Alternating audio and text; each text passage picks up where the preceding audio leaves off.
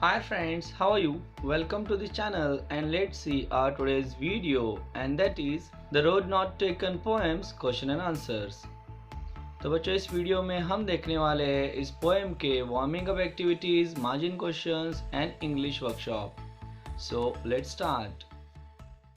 तो पहले देखते हैं वार्मिंग अप एक्टिविटीज और यहाँ पे पहली एक्टिविटी है आफ्टर योर एसएससी एग्जाम्स और results you may have to take a decision regarding the choice of a career। तो उसके लिए what factors will you consider। तो बच्चों नीचे 10 ऐसे फैक्टर्स दिए गए, तो उन फैक्टर्स में से आपको कौन से इंपॉर्टेंट लगते हैं उन्हें चुनिए और नीचे का वेब डायग्राम कंप्लीट कीजिए। तो यहाँ पे देखते हैं आंसर। तो इज द ऑप्शन इजी और डिफिकल्ट मैंने नहीं लिखा, योर कैपेबिलिटी मैंने लिखा है, your likes dislikes yes, friends decision no, parents profession no, your skills or inborn talents yes, study the job profile carefully yes, easy money आएगा no, possible difficulties yes, your ultimate aim yes।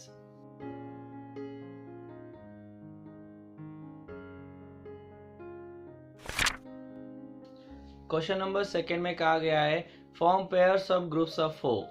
तो यहाँ पे करना क्या है, think of the situations when you have to choose between two things.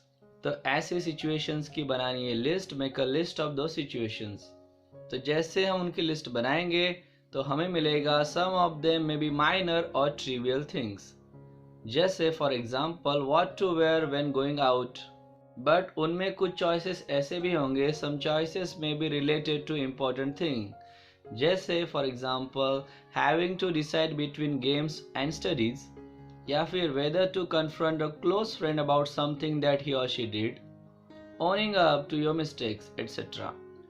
So I have written one important choice here, what to choose after SSC, science or engineering। तो यहाँ पे first है discuss how to decide what to choose.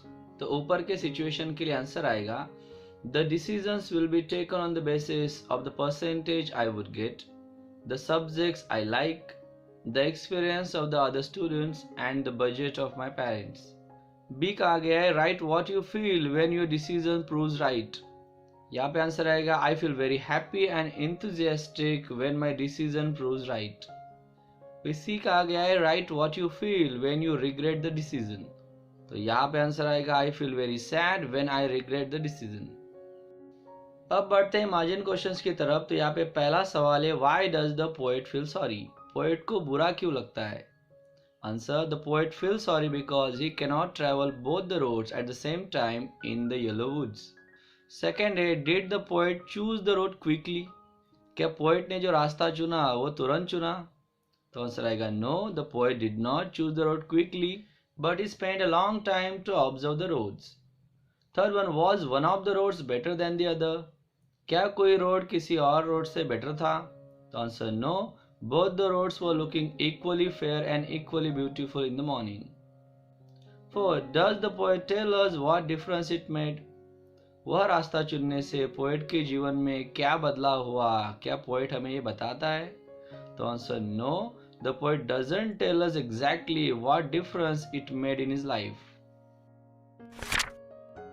Now let's move towards English workshop और यहाँ पे पहला सवाल है read the poem again, does it have a uniform rhyme scheme throughout, write down the rhyme schemes of every stanza separately। तो यहाँ पे देखते हैं फर्स्ट स्टांजा के rhyme scheme A B A B, second stanza भी वही है A B A B, third stanza also have same rhyme scheme A B A B and fourth stanza also has same rhyme scheme A B A B। तो yes, the poem has a uniform rhyme scheme throughout। Second number question is write the symbols that are used in the poem to represent the following ideas। तो देखते हैं first a choice of two options। तो यहाँ पे answer आएगा two roads diverged। B I made a rare choice। तो यहाँ पे आंसर आएगा I took the one less traveled by। C a equally good options के लिए आएगा as just as fair। D it was tempting and needed to be tried। तो यहाँ पे आएगा grassy and wanted where। E a some other time। तो इसके लिए आया है for another day। Third number question में कहा गया है rearrange the following facts in the proper order and fill in the flow chart. तो नीचे दिए गए 5 फैक्ट्स और उन्हें इस फ्लो चार्ट में अच्छे से फिल करना है। तो देखते डायरेक्टली आंसर। तो पहला आएगा the traveller came to a fork in the road. Second आएगा he observed one as far as he could. Third आएगा he chooses the one barely travelled. Fourth one आएगा he plan to travel along the previous one some other time.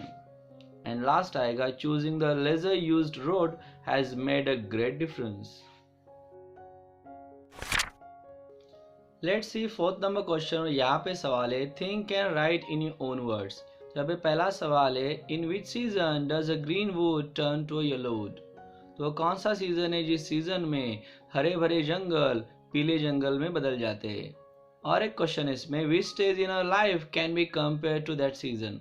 तो हमारे जीवन के कौन से stage को हम इस सीजन के साथ कंपेयर कर सकते हैं। तो आंसर है a green wood turns to yellow wood in autumn season. The stage, middle age of our life can be compared to that season. Next a B question. Why did the traveler choose the road less traveled? What attributes of the traveler does it bring out? तो traveller ने जो कम चला हुआ road था वो क्यों चुना। तो इससे उस ट्रैवलर के कौन से गुण बाहर निकल के आते हैं। Answer the traveller chose the road less traveled because he or she thought it was less traveled by people and could give him or her better reward. It brings out the attributes of the travelers that he was hopeful, brave and adventurous. CA, why does the traveler doubt that he shall ever come back? तो उस traveller को ये शंका क्यों है कि वो फिर से शायद ही रिटर्न आ पाएगा उस रोड के ऊपर। तो answer the traveller doubts that he shall ever come back because if one chooses once particular road it becomes really hard to come back. He knows that the selected road will lead him to go ahead in his travel, so he cannot return at the same spot. Question D. If you were in the traveler's place, which road would you choose? Justify your choice. तो अगर आप उस traveller की जगह पे होते तो कौन सा रास्ता चुनते। अपने चॉइस को एक्सप्लेन कीजिए। Answer if I was in the travellers place I would choose the first road which was traveled by many people because it could be safer than the other. Fifth number question कहा गया है from any collection of classic poetry or the internet find another famous poem by Robert Frost. जिसका title है Stopping by the Woods on a Snowy Evening. अब इसे पढ़ने के बाद क्या कीजिए Try to understand the symbolism used in the poem in 8 to 10 lines. मतलब उस पोएम में जितनी सारी चीजें दिखाई गई वो क्या दर्शाती है वो 8 से 10 लाइन में लिखी। Answer Robert Frost uses symbols in his poem stopping by the woods on a snowy evening. The speaker journey में symbolise travel through life and the woods represent peace distraction and temptation in life. The owner of the woods may be God and the house of the owner may be God's home that is church. God may be taking the rider's test whether he is distracted from his goal or not. The speaker is not anxious to leave, but he must pull himself away and go home and fulfill his promises. The snow symbolizes the purity and the peacefulness the speaker feels while stopping in the woods. The little horse is his mind.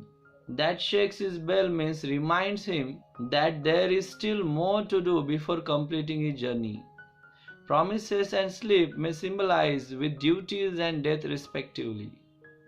6 number question में लिखना है letter अपने friend को या फिर cousin को और उसे बताना है टेलिंग हिम और her about a difficult choice you have recently made.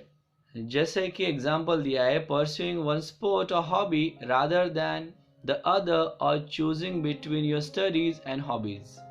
So tell your friend or cousin how his or her example helped you to take a decision. कि उसने आपको ये डिसीजन लेने में किस तरह मदद की। तो यहाँ पे बच्चों देख सकते हो हमने वो लेटर लिखा है। अगर पसंद आए तो कमेंट जरूर करें। 7 नंबर क्वेश्चन है collect quotation on the topic choice और इसके लिए एक एग्जाम्पल भी यहाँ पे दिया गया है। Decisions are the hardest thing to make, especially when it is choice between where you should be and where you want to be. तो जो भी quotations आप लिखने वाले हो, present the quotation in beautiful handwriting on card paper. So students, you can see these 5 quotations. अगर आप चाहो तो इन्हें ब्यूटीफुल हैंडराइटिंग में कार्ड पेपर पे लिख के अपने टीचर्स को दिखा सकते हो. So here we have done all the activities of this poem. I hope you would have understood them well. अगर फिर भी कुछ समझ में नहीं आए तो कमेंट ज़रूर करें. Thank you so much for watching the whole video and subscribing this channel. Keep studying. Bye bye.